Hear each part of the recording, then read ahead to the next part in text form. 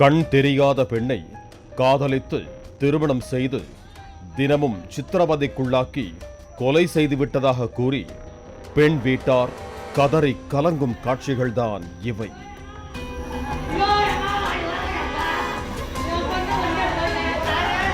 நிறைய கொடும் பண்ணி சாக வச்சுக்கிறான். அவன் திட்டம் போட்டு பிளான் பண்ணி சாக வச்சுக்கிறான். பல வருஷம் நிறைய அவன் தொல்லை பண்ணினுக்கிறான், சித்திரவதை பண்ணிக்கிறான். அது எடுத்துன்னு வா, இது எடுத்துன்னு வா, உங்கள் அப்பா வீட்டில் போயிட்டு வரதாச்சின்னு வாங்கினு வா, உங்கள் அப்பனை போய் அந்த கேஸ் போட்டதெல்லாம் வாங்கினு வா, வாபீஸ் வாங்க சொல்லுன்னு அடித்து முடிக்கிறான். கிருஷ்ணகிரி மாவட்டம் மாத்தூர் அடுத்த அம்பள்ளி பில்லக்கொட்டாய் கிராமத்தைச் சேர்ந்தவர் அன்பழகன். இவரது மனைவி கலைச்செல்வி. இவர்களுக்கு 14 வருடங்களுக்கு முன்பு திருமணமாகி 2 மகன்கள் உள்ளனர்.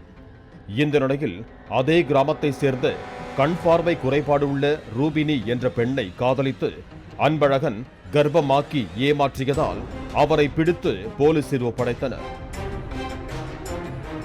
பின்னர் பலாத்கார வழக்கில் இருந்து தப்பிக்க எண்ணிய அன்பழகன் ரூபினியை 2வது திருமணம் செய்து கொண்டார். அவரது வீட்டின் எதிரே ஒரு ஷீட் வீட்டில் ரூபினியை தங்க வைத்த அன்பழகன் தனது வீட்டு வேலைகளை ரூபினியை செய்ய வைத்ததாக கூறப்படுகிறது. போலீசில் சிக்க வைத்து தாலி கட்ட வைத்து விட்டாளே என்ற ஆத்திரத்தில் தினமும் போதையில் ரூபினியை அடித்து கொடுமைப்படுத்தி வந்ததாக கூறப்படுகிறது. சம்பவத்தன்று ரூபினி தூக்கிட்டு தற்கொலை செய்து கொண்டதாக கூறி அவரது சடலத்தை வீட்டுக்குள் இறக்கி வைத்தனர்.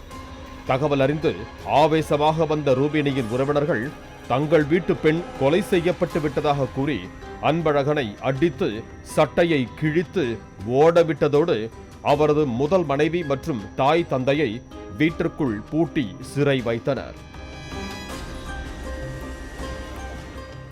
கரண்டி, தோசை தவா உள்ளிட்டவற்றால் ரூபினியின் உடலில் பல இடங்களிலும் சூடு வைத்து அன்பழகன் சித்திரவதை செய்திருப்பதாக பெண்ணின் உறவினர்கள் குற்றம் சாட்டினர்.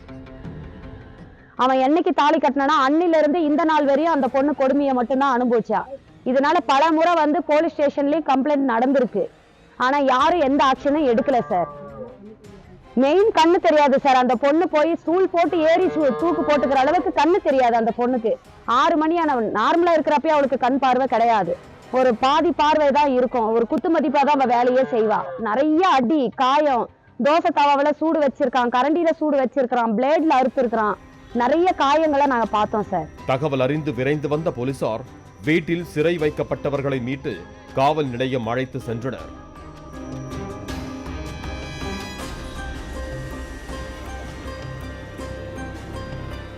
சம்பவம் தொடர்பாக மர்ம மரணம் என்று வழக்கு பதிவு செய்து விசாரித்து வரும் போலீசார் மனைவியின் உயிரிழப்புக்கு காரணமானதாக அன்பழகனை கைது செய்தனர். பிணக்குராய்வில் ரூபினி கொலை செய்யப்பட்டது உறுதியானால் இந்த வழக்கு கொலை வழக்காக மாற்றப்படும் என்றனர். அதே நேரத்தில் ரூபினியை திருமணம் செய்து கொள்ளாமல் ஏமாற்றியதை தட்டி கேட்ட போதே ரூபினியின் தந்தையையும் சகோதரனையும் அன்பழகன் அறிவாளால் வெட்டியதாக கூறப்படுகிறது. அப்போதே பலாத்கார வழக்கில் அவனை சிறையில் தள்ளாமல் அவனுக்கே ரூபினியை 2வது தாரமாக கட்டி வைத்ததால் இந்த உயிரிழப்பு நிகழ்ந்துள்ளதாக சிலர் வேதனை தெரிவித்தனர்.